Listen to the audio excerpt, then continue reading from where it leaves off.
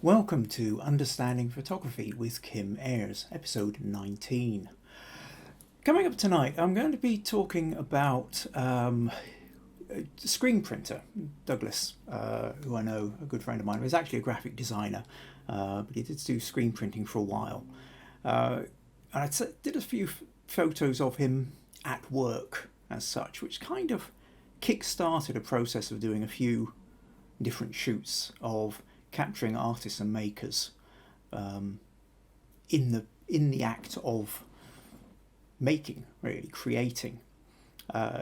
So I thought I'd talk about some of these photos and some of the thoughts behind that, and then of course, second part of the podcast, I'll be talking about giving critique to various images that have been sent in during the week. So to start off with then, we're here live Facebook. If you're watching on Facebook live along with me while I'm going out, do leave a comment, please. Let me know where you're from if this is your first time here. Any questions you've got, I will periodically be checking in on the comments. I don't have it up permanently because I then find it a bit distracting, but I periodically sort of stop and take a look. So if you have any questions or comments as we go, please leave them. If you aren't watching it live but are watching the recorded version on YouTube, then also you can leave comments. YouTube does let me know eventually that something has been left, so I can also respond. If you're watching on YouTube, make sure you hit subscribe and the little bell to get the notifications so you know when new ones are coming up. If you find any of this useful, do please consider supporting the podcast. Go to Buy Me a Coffee, buymeacoffee.com/Kim Ayres. You'll see just over on the right there. And so I think that's pretty much it. So what we'll do then is I want to start talking about Douglas Walker, who's a graphic designer. He's an amazing graphic designer. I've known him for nearly 20 years, I think. And then a few years ago, as a kind of started off as a sort of side hobby, and then kind of for a little while took over his passion. He was doing screen printing. Completely different from his original traditional graphic design was, is computer based. In fact, if I put up this picture, not that one. Where do we go? That one. Yes, there we go. Then this is Douglas in his natural setting, so to speak. Sitting at the computer doing his graphic design. But what we did was, let's flip it to this one. So this was my favourite of the sets of photos we did. So the main thing about this then, so he set up the screen printing in a shed in the garden, and it's, even though it was a large shed by British garden standards, it's still a small shed. It's a small space. I don't know, probably 12 foot by 8 foot, something like that, about 2.5 meters by 3.5 meters in sort of new money. So by the time he got the big table and he got the racks and he got his shelves and everything else, there wasn't a lot of space left in there. So I kind of had to squeeze down the side of the table and set up the camera. But it was also a case of setting up the lighting. The lighting itself was pretty dull, and it was just kind of wee overhead lamp. Wasn't really giving out much in the way of light. So in this case, what I've got is two flashes, two speed lights set up independently. So one, if you look over on the left of the picture, you've got the window, go down, and then sort of tucked behind over in the corner, I've got a light sitting there pointing at him, and you can see this is, if you like, the main light, which is lighting up Douglas's face. And then I've got another one diagonally pretty much in the opposite corner, which is then lighting the back of his head and his back over on the right here. And that gives us Some nice kind of dramatic shadows. Now, for the sake of the photo shoot, once I've sort of got in, he went through various, through different movements of pouring paint, squeegeeing it across, doing all the things screen printers do. And like I say, this one really, for me, had the energy and the kind of the power of it, really. What you see here is Douglas intensely involved in what he's doing. Now he was moving this is an edited version. Let me just show you another shot from this is an unedited one taken from more or less the same angle. I've got the camera a little sort of maxed out in terms of wide angle. But it's got a totally different mood to it. Here, the lines just aren't as strong and powerful. You just kind of feel more like he's placed it down there. The reality is he's moving the paint up and down. But as photographers, what we're trying to do is capture a point in time which best represents what we're chasing. It's like if you're doing a portrait, you're not fully capturing necessarily the way somebody is naturally. And if you do, most often you catch people when they're in the middle of speaking, when they're half blinking, sneezing, coughing, pulling some silly face or another. Do any of these things really represent someone? I mean, a photo 125th of a second, you could get somebody in there mid-sneeze. But does that look as cool as somebody looking meaningfully moody into the camera? No. So we construct our images, or we take several images and we look for one which we feel encapsulates more the mood we're trying to capture. Now, with this, so a photo like this didn't really capture it in the same way that this one did. Other photos from the series, we've got this one here where he's actually inspecting the print as it came out. I really quite like this one. So obviously I've got down lower, and and then there was this one which was just before we were starting, really, where Douglas is having a coffee. It's actually one of those photos where I've taken the photo. This is test shots, just making sure lights are ready. And then afterwards, when I'm going through the photos, I think, you know what? There's something I like about this. There's it kind of works. The lighting works, the angles work, the lines work. So this one got thrown into the mix. And actually, I think he uses this one on his website as well as this one here. But I suppose really the thing that I wanted to talk about with regard to these is about the notion of the act of creation with any kind of artist or maker. Now, Douglas was making prints. Actually, maybe if I just show you the kind of thing he does. So this is a shop. If you go to hancockstudios.co.uk, you can see, and it's got a offshoot Hancock posters. You can see that same picture being used. And here are some of the poster designs he's got. He did quite a few things for Idlewild, Roddy Woomble, various bands, posters. Admiral Fallow was a big one of his. The Iona Village Music Festival 2014. So, it was about, there's Admiral Fallow 2012. So, yeah, it was probably about 8-9 years ago he started, 10 actually, there we go.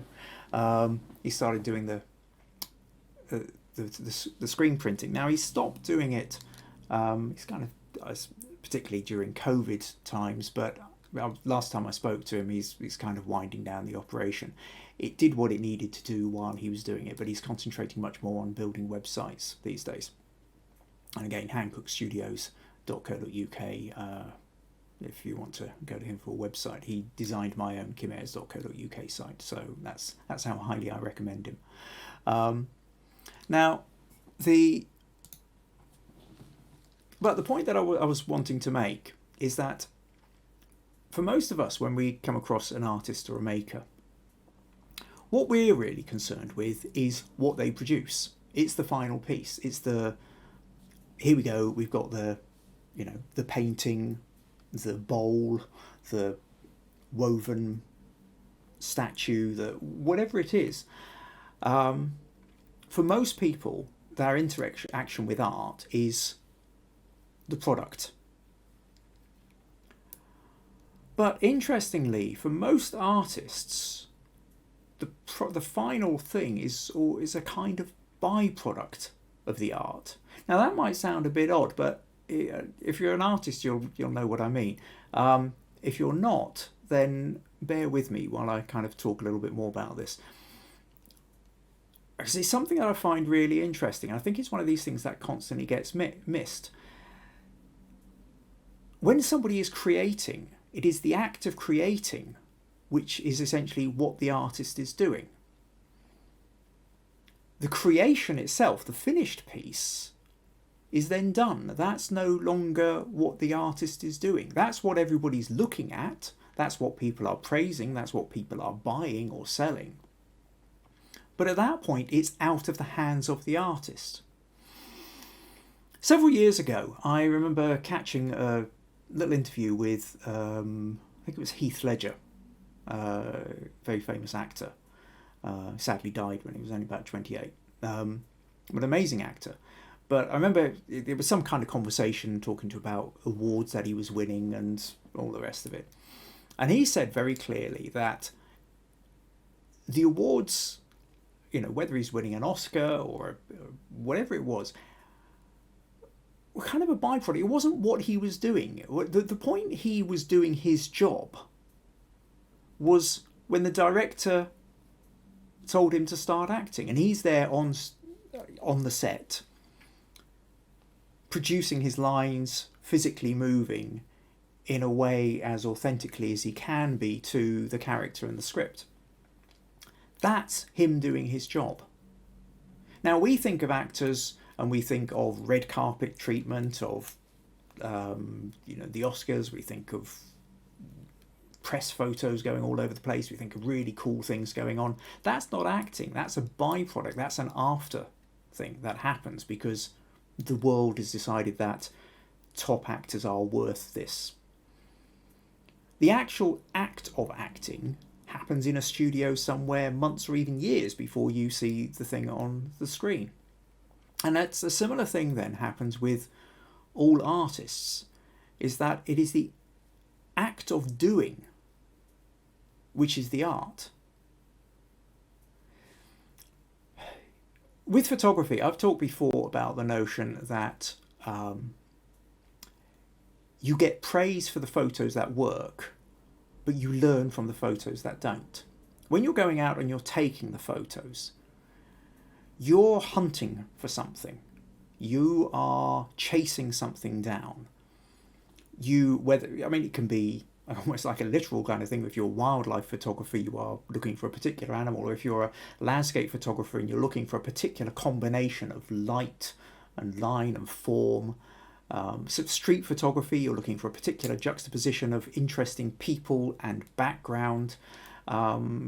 Portrait photography, you're looking for a particular mood or a particular look in a face. And it's while you're looking, it's while you're observing, it's while you're taking the photos and then taking another photo and moving your angle, moving the camera, changing the settings, moving the lighting.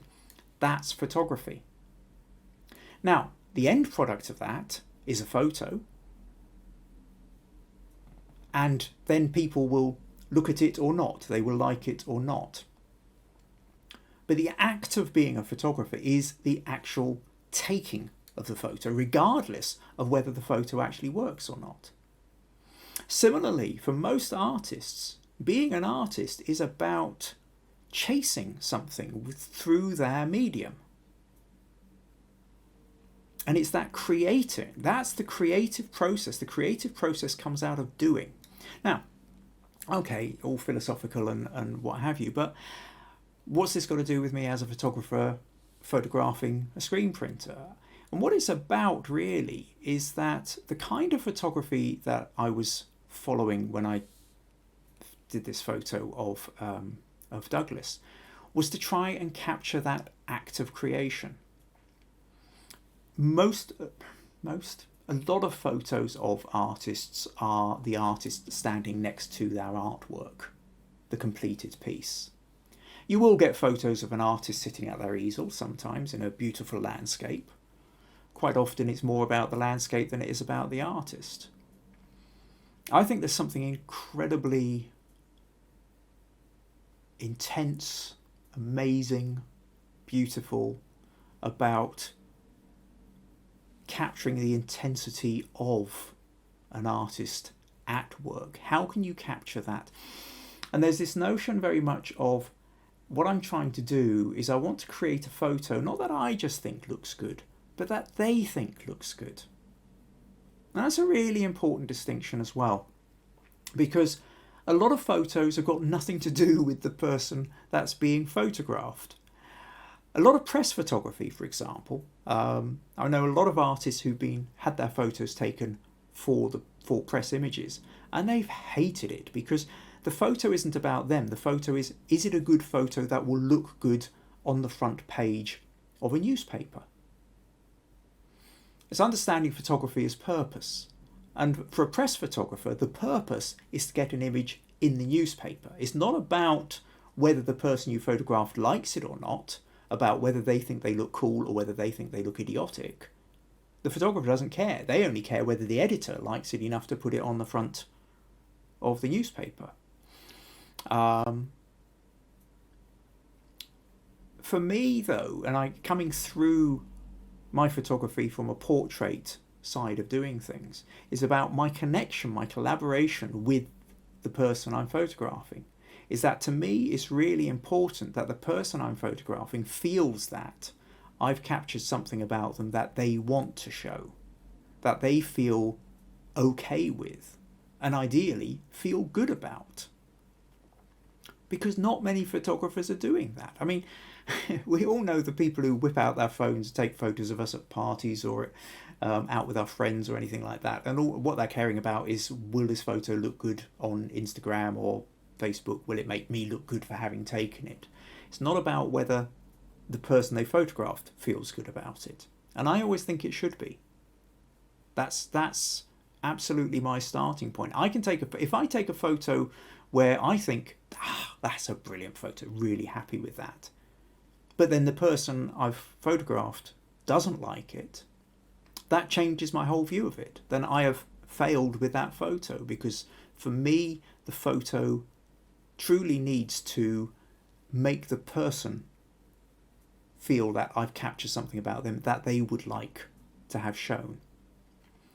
And I suppose to bring it back then to this photo here, there's a notion of Douglas was happy with this photo. It's on his website as an example of, I mean, most creatives also don't tend to like to be on the wrong side of the camera. They don't much like having their photo taken. They would rather their art speaks for them than they have to make a public appearance. But Douglas was fine with this one. And that made me feel much better about doing this. So that's kind of what I wanted to talk. Getting a bit philosophical, really. But I think it's an important aspect of understanding that when you're taking a photo of a creator, then if you can capture the intensity of mood as they create, I think it tends to make a much more powerful photo. I wasn't going to do it. Actually, I think I will. I'll just show you. I did do a portrait because needed to have a headshot of him as well. But I will just run through. I took, about 8 or 9 photos. just trying to get a shot of him inside this space. I swapped the lens from the wide angle back to my kind of standard lens. And none of these ones aren't edited. This is just going to show you the process I went through. So this was just the first shot. That big screen table is now sort of sitting almost between me and him. You can see he's got his CD collection sitting there inside the shed. So this, it's right. Okay, Douglas, stand there, click. Now, actually, I do quite like this. I quite like the expression on his face, because he's just kind of, he's an indulging me kind of thing. Now, the problem is the lighting's no good. I've taken it with the existing lighting setup that I had before, but of course he's now standing behind this CD case and his face is lost in the shadow. I wanted to get a second light hitting him. So I then mucked around, moved the lights. So I've now got a light coming through that CD case and hitting the side of his face here.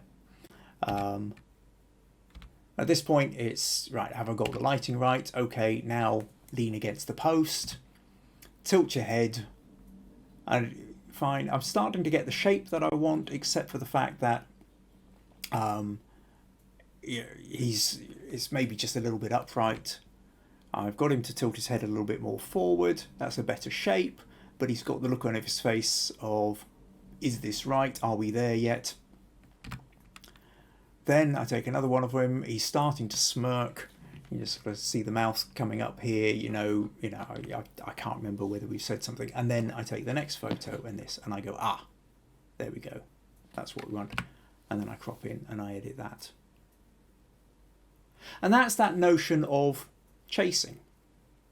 Now again, even the way I've edited this, you can see from the original photo, it's a harder, grittier kind of, the colours are slightly desaturated, the contrasts in the beard and the textures of the skin are exaggerated a bit more, but I wanted to sort of bring out that kind of feel, and that's then the way that I edited each of those photos. But just that notion of sort of chasing a photo. Anyway, so hopefully that kind of gives you a little sense of when you're doing your photography, if you are photographing somebody who's in the process of making, I mean, talk with them, absolutely collaborate with them. They have an idea of what they feel is important.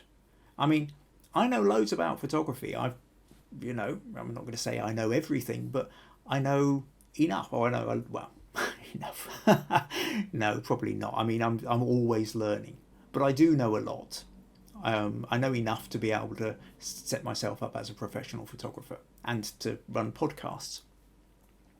And enough to completely forget where I was going with that flow. Yes, I remember now. Yeah, so I know about photography, but I know nothing about screen printing. So I needed to talk to Douglas to find out what the processes were and what he felt were important about the processes. I've got other photos. Some of you will have seen the ones I've occasionally shown ones of the potters, Fitch and McAndrew. Again, that was another set of process, and I'll bring those ones up in a few weeks' time and show you more of the set of those. And other ones where I was getting them in the act of creating. I think it's just a really important point is to don't feel like everything's just about you taking the photo. If you're taking a photo of somebody else, they can be a partner in that. And I think if you do make them a partner in that, if you do collaborate with them, find out from them what they feel is important, then I think you end up with much better photos. Okay, let's pause there for a moment and I'll close that and just flip back, see if we've got any comments. We have comments. Right. Oh, Maggie is, Thean, first of all, hello, I'm here to learn. Hi, Thean, so glad you could make it. Hope you found that last bit interesting. Maggie, that's my wife, watching in my new studio. Yes, rather than sitting at the kitchen table, we've been converting our son's old bedroom, he's up in Edinburgh now, into a new workspace. And actually, I suppose a lot of the conversation a lot of what I've just been talking about has come out of conversations I've been having with my wife, because my wife, Maggie Ayres, is also an artist. And we've talked quite a lot about that notion of process and just how important that is. Robert, I think that's Robert from America. Good evening. Good, welcome. Thanks. Glad you could make it along. Pat, I'm here, bright-eyed and bushy-tailed. That's excellent, Pat. Glad you're here. Pat has confessed to falling asleep after dinner before now, and missing an episode. But I'm glad you could make it. Lisa made it. I'm glad you could make it back, Lisa. Brian Gillespie. Hi, Kim. Hi, Brian. You're great. Brian's always a good one for coming in. Maggie, I've always loved how you communicate the importance and power of the artist and process. Thank you. I appreciate that. Yeah, it is. It's the intensity. It's what the artist is trying to. The process, I think, is much more interesting than the finished article. The finished article is finished. Now fine, people might want to hang it on the wall or put it in the garden or eat off it or whatever they want to do with the creation. But it's the process, the creation, which I think is definitely by far and away the most interesting part of it. Lisa loved the word maker. Okay, yeah, I suppose the circles I move in, we talk about artists and makers. Art and crafts is another one. But sometimes the distinction between craft and art, some people have very, very strong distinctions between them. For some, the distinction is fuzzy. For some, it's not really necessarily giving you a proper sense of what's going on. So makers is a kind of a good term, I think. What else have we got? Brian says, what power output do you have your speed light set on, as all your images are dependent on the amount of light or lack of it? I have, yeah, you're going to hate this, Brian, but I have whatever I need. I'm not a photographer who has the charts and sets everything up by the chart. What I do is I set my speed lights up. I've got a couple of speed lights which are, somewhere between. I think I've got one which is 600, another one which is 560. I've got a couple of 420, or is it 480? 430. Canon 430s. And pretty much what I do is I set them to. I make a calculated guess as to whether they're half power or 3/4 or full power or whatever, and take a photo and take a shot. And then if it's too bright, I power them down. If it's not bright enough, I power them up, and then I'm But I'm basing it largely on, well, depending on the kind of photo I'm taking. There's a particular depth of field I want, so there's an aperture setting that I want because I want to get this amount in focus or not, and then there's a shutter speed thing after that. But actually, you get the aperture first, and then put the flashes on, and then depending on other things like whether I've got it on a tripod or I'm hand holding it, will influence the shutter speed, and then sort of just seeing what the light is. So yes, it's play, Brian, play with the lights. Don't be afraid to play. Click, and if it doesn't work, reset it. That's a great thing about digital. You can click and you can instantly see in the back of the camera whether it's working or not. And if it's not, you can change it. We no longer have to live in the days of getting out there with your light meter, desperately making all the calculations and hoping you've got it right, because you won't know until you're in the dark room as to whether you've got the exposure settings right. You can just look in the back of the camera, and that frees you up. Now, I know there are some purists who kind of get caught up with the idea of somehow we've lost something, maybe by not fully knowing all the mathematical charts. I don't think so. I think, again, in terms of our creating as photographers, is it's no longer getting in the way of creating. The camera is a tool. Digital camera is a brilliant tool. Camera is a tool where you can go click and you can instantly see what bits you've got wrong and make corrections. You can see that. it's focused in the wrong place. You can see that the lighting was wrong. You can see that the composition isn't there, and you can make changes there and then. And I think that's just brilliant. So just play. The more you do it, the more you get a feel for it. So I hope that helps. What else have we got here? Katie. Oh, Katie in Australia, so it's going to be very early hours in the morning for you. She's replying to Maggie. Maggie, I'm watching while making work in mine. So you're busy in your studio working late and watching in. That's great. And Katie then comes in. I liked you getting philosophical, Kim. I'm in the studio working right now. Don't tell me to go to bed. Okay, don't go to bed. Stay up until the sun rises. Wendy, that was fab. My first time of managing to join properly. Oh, that's great. Great. So glad you could make it along, Wendy. That's brilliant. And Paul Creswell, brilliant photography, great lighting. Well, thank you, Paul. As I've said before, I have a cavernous ego. I can take as much praise as you wish to give. So that's always welcome. Thank you. Okay, so what I'm going to do now then is I'm going to move on to the critique section. Now, the critique section is, this is a place for people to, this is a place for you, if you wish, to enter your own photos. I've got a Facebook group, for those of you who don't know already about it, called Understanding Photography with Kim Ayres. Just take that phrase, put it into Facebook, you'll find the group, and then ask to join the group if you haven't already. Once you're in the group, you can submit an image. Put an image in and tell me what your sticking point is. Tell me what it is you like about the photo. What is it where you feel that something's wrong but you're not quite sure what it is? Or this is a chance to get genuine feedback on your photos in a safe way without having to risk abject humiliation. I'm not going to point the finger and laugh at anybody's photo. We've all been there. We've all taken the photos where we've gone, I'm trying to get somewhere here and I'm just not getting it. This is a huge part of what I'm offering now, is I have the skills to be able to see a fair old amount with photography to be able to hopefully help you past your sticking point. So if you let me know what your sticking point is when you put the photo in, then I can bring it up in the live podcast and we can look at it. So that's what I'm going to do just now. If you're finding any of this useful, do please consider buymeacoffee.com/Kim Ayres to help support the podcasts. So what am I going to look at first? Let's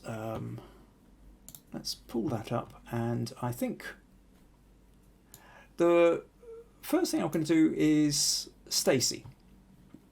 Stacy sent me this photo, and her comment was, I shot this at Lake Galena at Peace Valley Park. It was a very hot day. Lots of people were out and about. There were several docks and piers in the park to take canoes into the water. This I found interesting because it was well hidden. I was wondering, should I have made more of the horizon? I was trying to show the calm of the water and the aging wood on the dock. This is not cropped. So what she sent me the original photo, and she's wondering quite how to do it. And I get this. I mean, there's that, you go out, go onto there's a lake, there's loads of people about all over the place. You manage to find a quiet spot where nobody else is, and you go, a little bit of peace. You can see the piers sort of just dropping into the water. Now, I don't know whether that's sort of supposed to be naturally sliding in, or whether it's sort of an old pier, the wood's looking a bit rotten, and maybe it's sort of slipped at one end. You're standing there, feeling the sun, feeling the warmth of the breeze or whatever, or the coolness of the breeze on your skin, hearing the lapping of the water, and you think, right, there's something I like about the wood disappearing into the water. I want to try and grab that.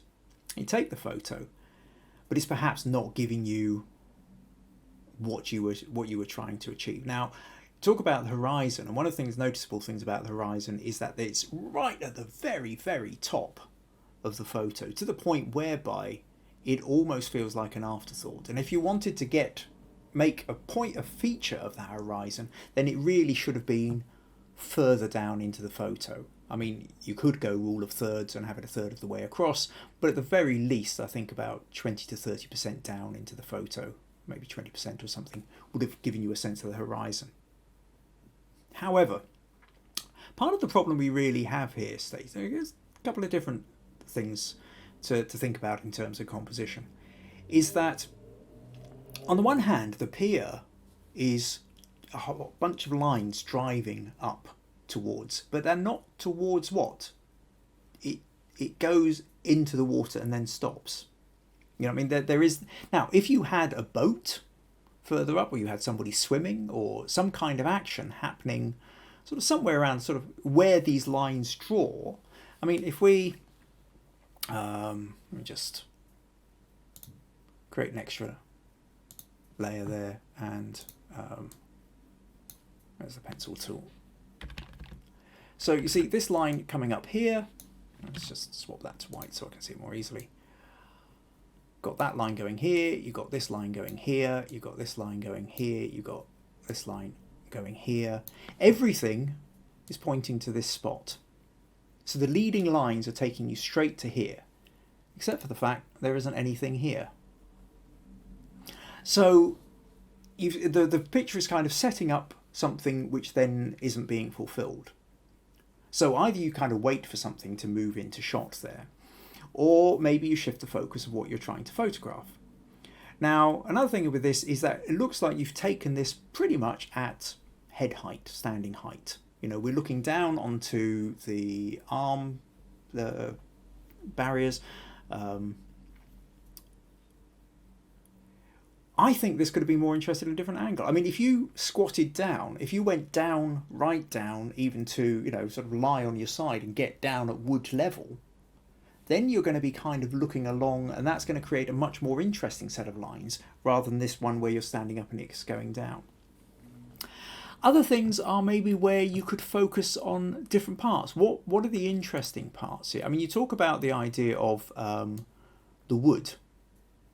You know, the kind of the wood rotting. I mean, there's a chunk, if we look over here, now unfortunately the fact that Stacey sent me the high resolution version of this so I can zoom in, we've got the wood rotting away here. Now there's something kind of interested in that. So, you know, you can start off a photo like this, but then again, if you know that what you want to do is your story is the way the wood is rotting, then you can start changing your angle. So what I've talked about before, what I will continue to talk about, is the notion of where's the story? What are you trying to, what's interesting in this scene? Or what are you trying to capture? So that's one aspect with the rotting wood. I mean, we also notice again with this horizon, that's not what I wanted to do. That's okay. Let's just pull that out to there. If we chop the horizon off, this is where you realise that we're not kind of, this is where it's missing up the top. But I think let's try something else here. What about this area where the water meets the wood? I mean, if we take something like this, does that become a little bit more interesting? You know, let's bring that, say, up to there. There's here we've got the lines, but the line what we're doing is we can now see that there's two separate areas. There's the wood area, there's the water area, and then there's this bit in between, which is where the water is coming over the wood. Because we've come in closer, we can now make out much more in the way of the texture of the wood here.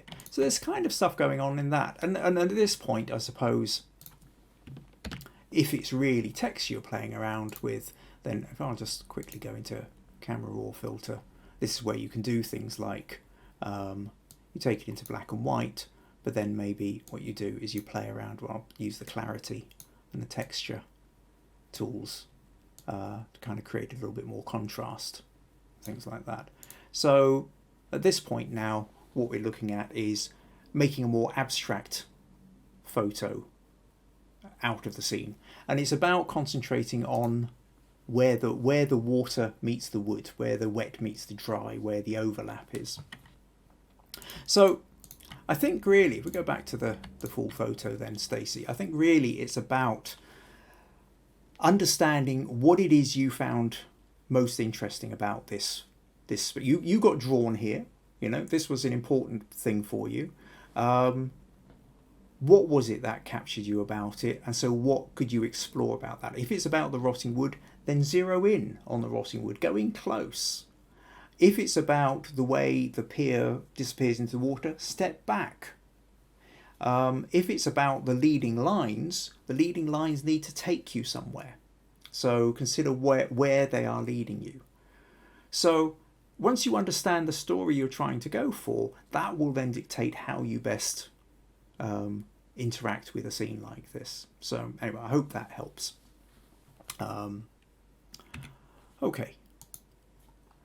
I'll just flip back the comments. Brian's come in. Thanks for your reply. Suspected that would be your answer by the way you work. Do like the comment, play with lights. Okay, good. I'm glad, Brian. And Lisa, I always get anxious about the balance of the rail lines don't match. Right, yeah, okay. So what you're talking about here? Oh, yes, the fact that it's not lined up. I mean, there's different ways of doing photography. You can when you're talking about things like a pier, or you're talking about things like a rail, like a railway or something like that, I suppose. You have lines that are coming and disappearing into the distance. You can either sort of put them dead center and have them sort of running down, so it's going very much for a symmetrical look, or you go asymmetrical and you have one of them which is looking pretty much straight and the other one which is sort of disappearing into the distance, or angling in as it disappears into the distance. And both of those can work, but really you have to again play, see what the circumstances are, or what dictates, but try it both, Right, okay, let's sorry, flipping back again to the wrong one. Let's minimize that and flip back and find our next submission. Okay, what are we going to go for now? I think, okay, let's go for VG. Now, VG has just recently got a small 50mm lens. It's a 50mm. It's known as the Nifty 50. Both Canon and Nikon do the same thing. It's a prime lens, and what I mean by a prime lens is you can't zoom in or out of it. The zoom is your arms or your legs. It's a fixed distance lens, prime lens. But what it allows you to do, this one is a f1.8. What that means, it's a very wide aperture. Now, the wide aperture has two effects. One is it allows you to shoot in slightly lower light without having to necessarily boost the ISO or slow the shutter speed as much as you would otherwise. The other is that it gives you a shallow depth of field. What that means is the bits that are in focus are on a narrow plane. As you go further back, it gets much more out of focus. As you come further forward, it gets much more out of focus. Now, depending on the kind of photo you're taking, something like that would have been useless for the photos that I was doing of Douglas in his shed doing screen printing. If I'd had his nose in focus but these arms out of focus, it just wouldn't have worked. I needed a much deeper. I need more of him to be in focus. But sometimes you want to play with things whereby you're trying to deliberately capture the idea of just one small part of it being in focus. So what VG did, she has sent me 3 photos where she's been deliberately playing with this. So comment was, "Hi Kim, trying my new lens, a Canon 50mm f1.8. Tried it with blurring the background. An interesting 3 hours I spent on these. Brilliant. Get in and play. I found the images in the foreground I found in the image in the foreground of the background gets blurred. Please comment on mistakes on how to choose backgrounds." Okay. Well, the main thing, what we've got here is you've got 3 different images you've sent me. You've sent me this one, and this one. Now, the first thing that I think I was quite surprised about with these, because again, VG sent me the high resolution versions, is that they're not really in focus anywhere. Now, I mean, obviously it's much more out of focus in the background and in the foreground, and this is the bit, here we can see there's a sort of sharper line that sort of runs just along here. You can see these bracelets are a bit sharper. The front of this little bit of the string is in focus. A bit of this purse is in focus, and then it moves out of focus. Except for the fact that even where it should be in focus, if I move into 100%, it isn't. And that makes me think that you've got a slight problem with camera wobble. Now, if I check your settings, on this particular one you had it at 1/10 of a second. Now, 1/10 of a second is very slow, and now if you're holding the camera for 1/10 of a second, you go click, just the actual act of going click, your hands are likely to move. You're not going to be able to hold it steady enough, and so this means that you're not actually getting as sharp an image as you could be. So you've also got it at 800 ISO, which is starting to ramp it up a bit. So I'm assuming with this then, VG, that you've been taking it in quite a low light. And okay, so let's take a look at the other ones.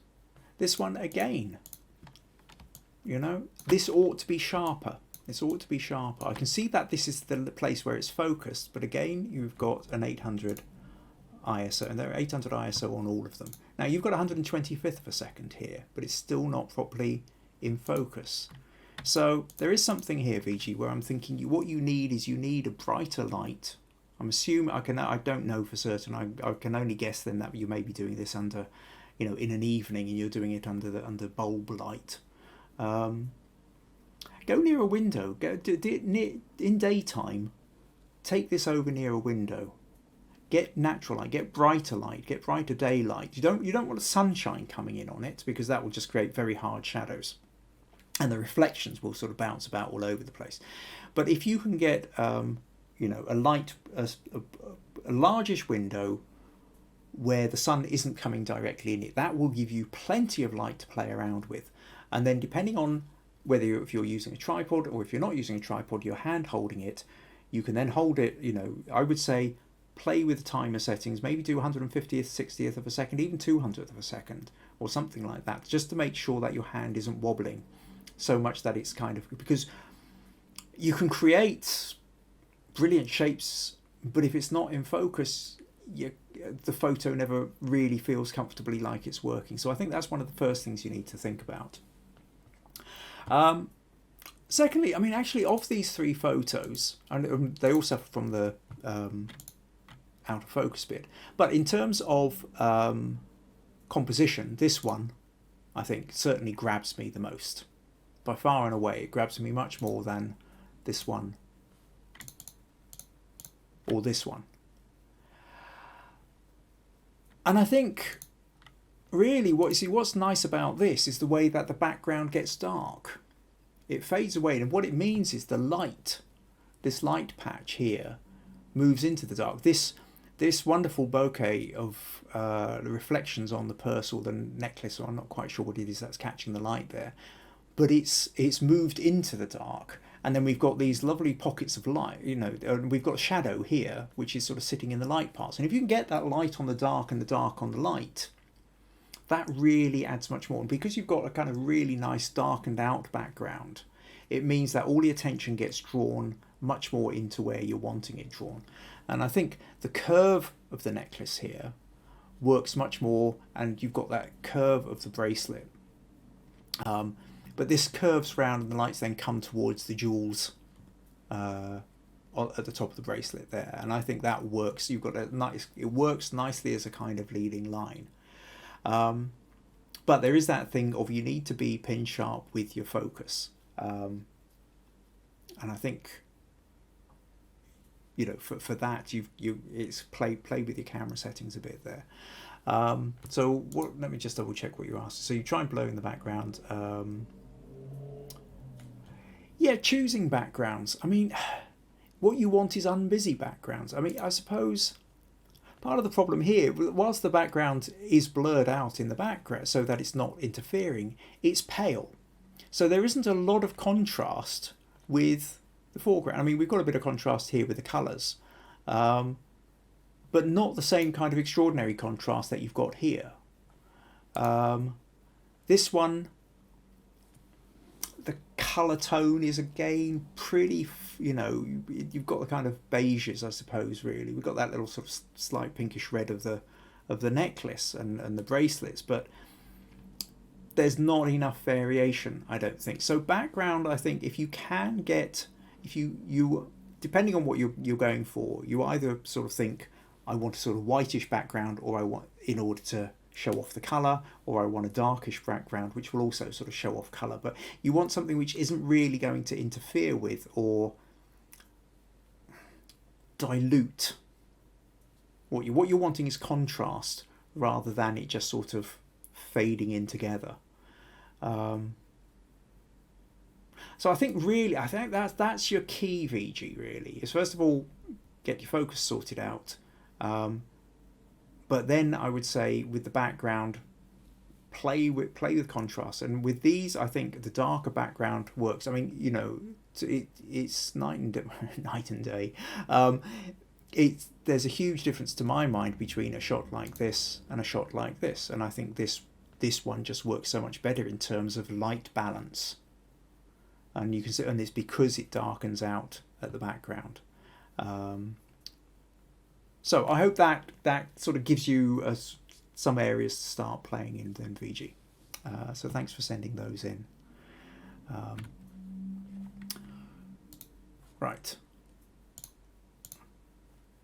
Quick look over. Yep, VG, quite interesting the way you edited the bridge. Thank you. The last one, I switched the light off and then used a flashlight. It's quite blurred, I agree. Okay, so using a flashlight, yeah, that can be interesting too. Yes, you're almost like painting in a way.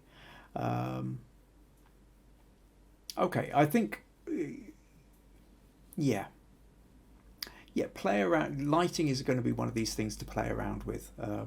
Yeah, so she said, what I mean is I made the room dark and used the flashlight on the jewellery. Yes, yeah, I kind of, yes. So you've got a torch, you're pointing it at the jewellery, and that's meaning that only the front of the jewellery or whatever is being lit up. And yes, that's a good way of doing things. Okay. Right, let's go back to that. Flip back, I'll close these. And now I'm going to talk Paul. So, Paul sent an image, and this is the raw version. On the Facebook page, and actually do I have, if I go, yeah, in fact actually let's just flip into here in the discussion just so you can see what he put in. So this is the original photo, and this is Paul's edited version. That's what I meant to show earlier. So we'll go back to just open that, and Paul says the attached image shows the difficulty sometimes of capturing what you see in camera. I took this shot last week of a beautiful Dumfries and Galloway, that's the corner of Scotland we live in, sunset sky with the moon. So the sun's going down, probably just disappeared behind the horizon, or just heading down over the horizon. The clouds are lighting up, and you're getting the moon in those lit up clouds. Yeah, with the moon peeking out of the clouds with predictably disappointing results. I've tried to recreate what I saw with the editing, but would be grateful for any advice. It is a tricky one. It is, we stand there and we see these glorious colours in the sky, and then we go click and it just sort of feels a bit faded out. I think maybe one of the starting points quite simply is stop down. I mean, sort of lower your, either increase your shutter speed or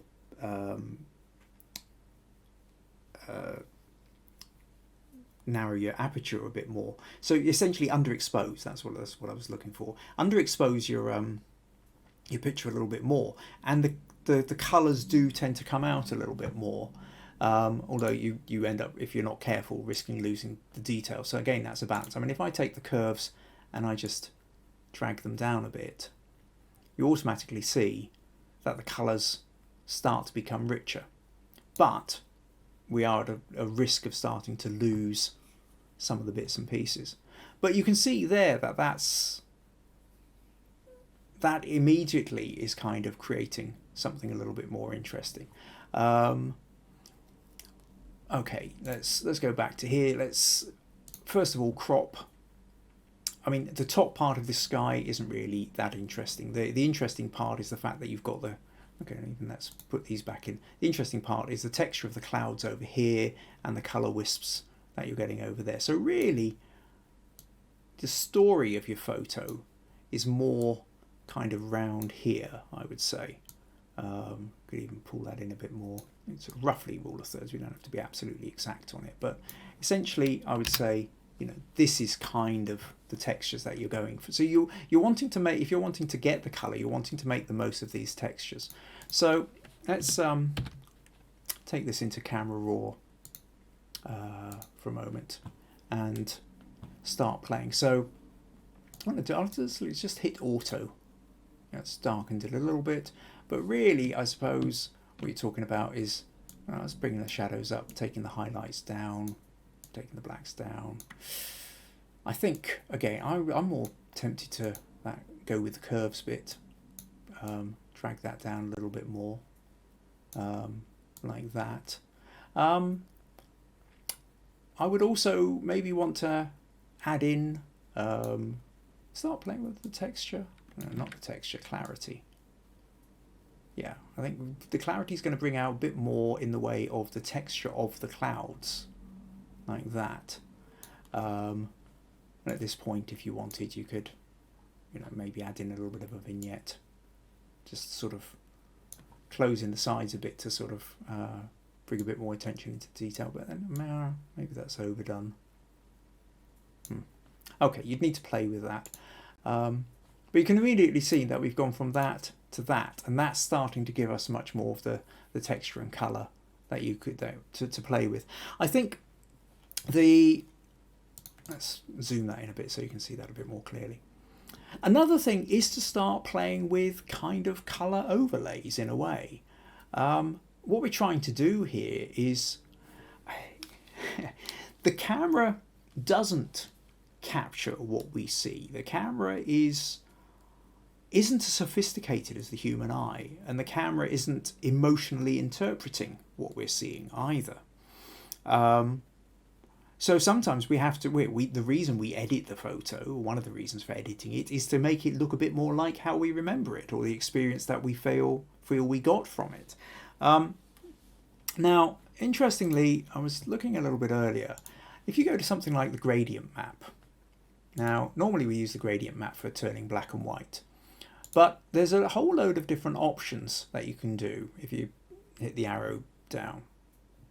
And what I was looking at was this one, which gives a sort of pinkish kind of maroonish kind of feel. Now, obviously like that's not what I'm looking for, but what I'm going to change with this is the way you use it. You can overlay it in a different way.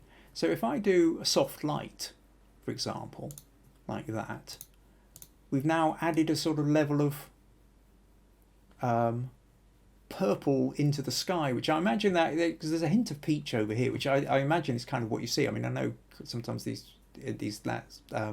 sunsets we get around here, we get those sort of rich purples and pinks in the sky, which aren't coming out in your original photo.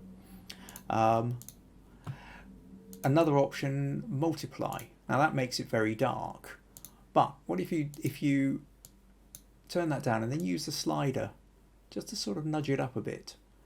And now using the multiply, it's then is adding to the contrast a bit more.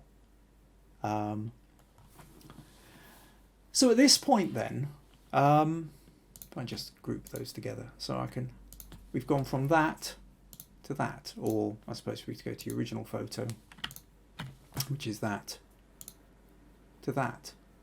Now, I wasn't there when you took the photo, Paul, so I don't know exactly what it is you were chasing. But I would imagine it's probably more like that is kind of how you remember it. Obviously, there could be different color shifts. There could be other things you were chasing. But in terms of editing, I think that's kind of the way you want to go. Start, maybe playing with the curves or try the auto button, but you're increasing the tones, increase the contrast a bit more, and then play around with maybe, some little color overlays. Again, you can play with different colors as well to see what happens. And then I think you'll start to find that you'll start moving in the direction of feeling that, yes, this is what I was after. So hope that helps, Paul. Right, okay, I will do quick flip back into the chat. Where are we? There we go. And Katie, that's how I use my Nifty 50, thanks. All right, okay, so you're using it like VG does. VG says, thank you, Kim. And Marcus, hey buddy, hey Marcus, glad you could make it. Okay, so the last one to send me some bits and pieces is Eamon. Now, okay, let's flip.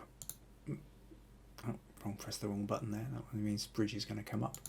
Right, let's go back to here. And no,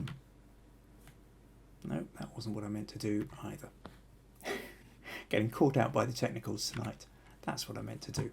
Now, Eamon sent me a few different photos. Don't have time to go through all of them.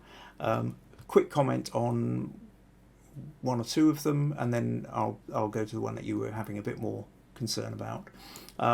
First of all, you sent me this one of a bee, and it's a lovely macro photo. You've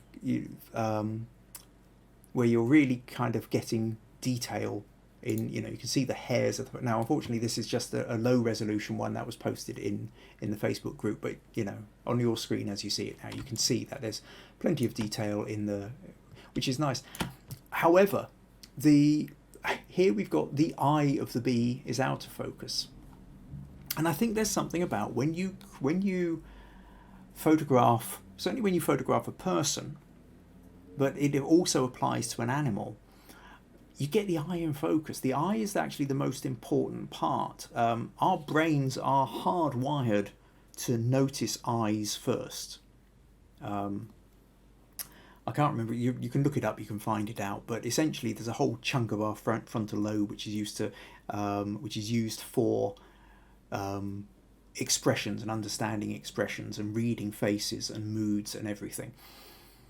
It's like you can tell when somebody's not always being authentic. Their mouth says one thing but their face says something else.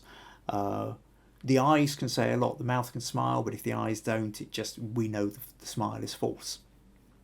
It's even reckoned in some circles that evolutionary wise, the reason we have whites in our eyes is so that the expressions and where we're looking and what we're thinking becomes even more exaggerated. So we've got a chunk of our brain that's wired to looking at eyes, reading eyes, and so we can't help ourselves. It's the first thing we notice. Now, that's fine for humans, but it also applies to animals. We are hardwired to look for eyes. It's the most simple thing. Your smiley emoji, a colon and a bracket, right? 2 dots and a curve, a smiley face. We are hardwired to look to notice that. So if the eye isn't in focus, somehow it just doesn't quite feel right. So even though you've managed to get a lovely macro shot of a bee, and I don't have a macro lens and I would love to sort of play around and get these kind of things, the fact that the eye isn't in focus, I think, is sort of what lessens the impact of this. So anyway, I wanted to say that one to just kind of get that across because I thought that was an important point. There's another quick one here. Just want to talk about this one, which is a moon scene. Now, you've got the moon smack bang in the middle, and it dominates, but doesn't really give us much. I think if you go back to notions of rule of thirds, I've talked about this before. You can certainly, if you go to my YouTube channel and go to the bite size bits, some of the early ones, you'll find a bit on the rule of thirds, where I talk about the notion that essentially the middle of the photo is kind of like the dead zone. The off-center always tends to work a little bit better. Not always, but mostly tends to work a little bit better. The other problem we've got with here is it feels very oversaturated. The moonlight is very yellow, the sky is very blue. I kind of want to sort of bring the colours down just a tad. If I hue saturation, if I just pull that down a fraction, so something like that, I think immediately that just sort of feels slightly more comfortable.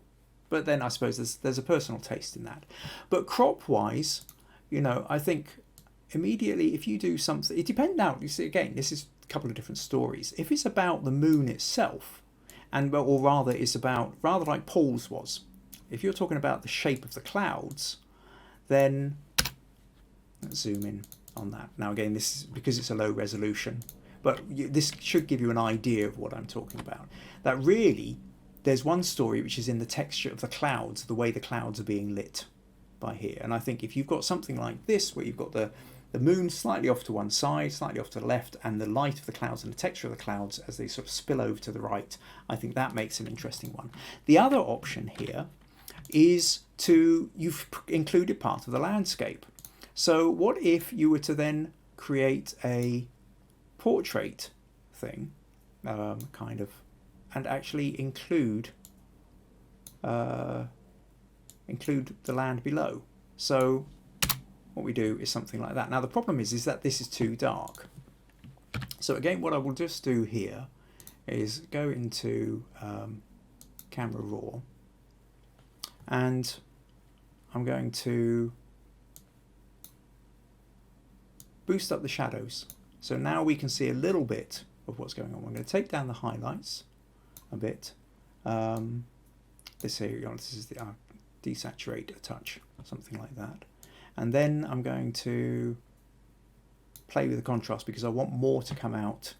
Not the contrast there. I'll play with the clarity because that's kind of the quicker area I can get. No, not contrast. I've already got the shadows boosted as high as I can.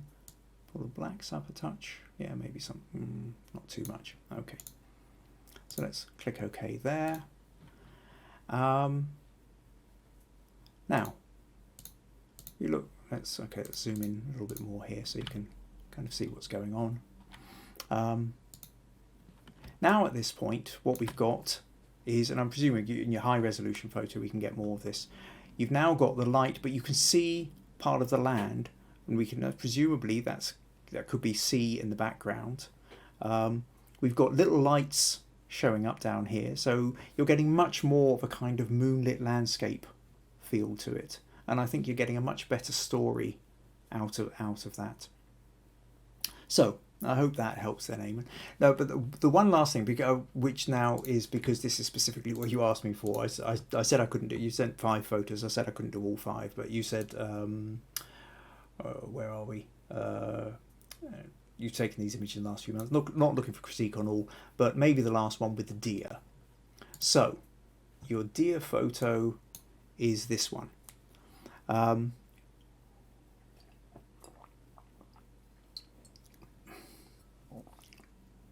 Now, let me just double check a moment. Just want to, yeah, no, that's fine. So again, it's a low resolution one, but even though it's low resolution, it's a small one. This is 100%. What I'm immediately aware of at 100% is the fact that it's very noisy. You don't have to move in far before you can start sort of seeing it's not a smooth photo. So my guess is with this that either you've had it at a quite a high ISO setting for something, or this deer was a long way and essentially was just a small part of your shot and you've had to crop right in, and essentially at this point the resolution isn't holding up. If this had been the full picture rather than a part of it, then we would expect to see much more detail in the fur. And there's also a sense of, again, a kind of an oversaturation of the colour. Maybe it's my monitor, or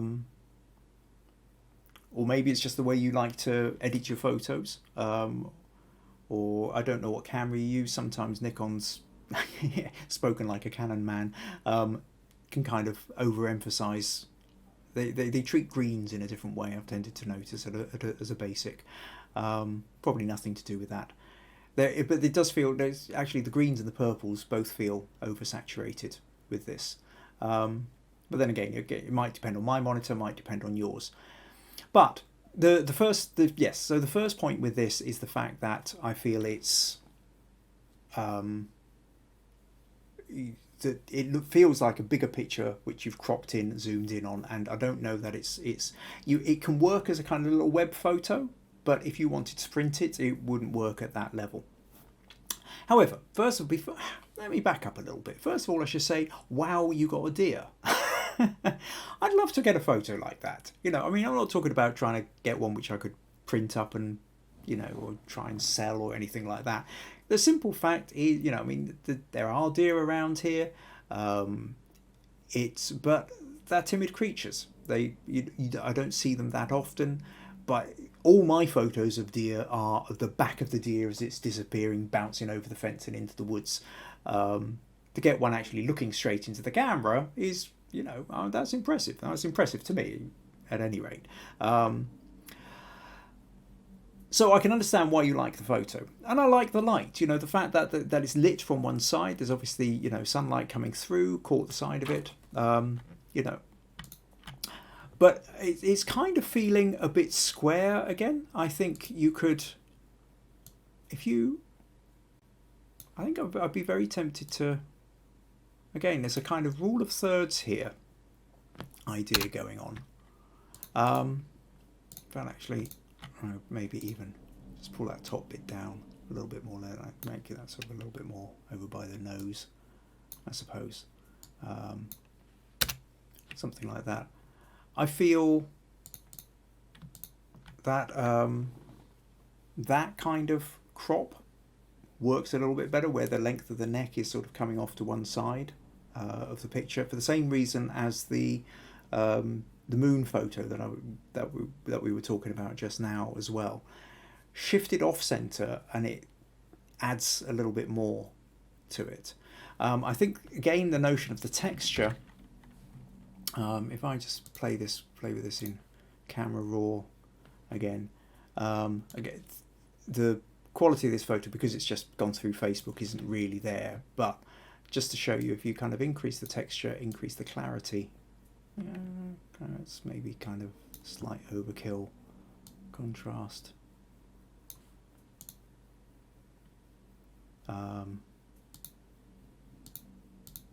Maybe I'm killing it too much here.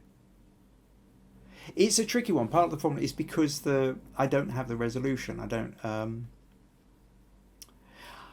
I suppose really it comes back to, Paul, it's this idea that you either want to sort of, again, zoom in or crop in just a little bit closer, or the other thing is, I don't know what your original one was like, is giving it room to breathe, to pull out a little bit more and have a slightly better sense of the space that it's in. An awful lot of photos, I think what happens is we kind of get caught up in an in-between world. You know, we can either go closer in or we can pull further out, and both of these will give a slightly different narrative but possibly improve the photo. The middle ground quite often doesn't really work quite as well. Now, the fact is you're not going to be able to wander up, unless it's a tame deer and you happen to be in a park, or you happen to, you know, on first name terms with it, and the moment you step any closer, poof, that will be gone. So yeah, you've used the zoom, you're zooming in as far as you can, you've taken the photo, it's noticed you, you've managed to get it with the ears up and looking straight into the camera, which is brilliant.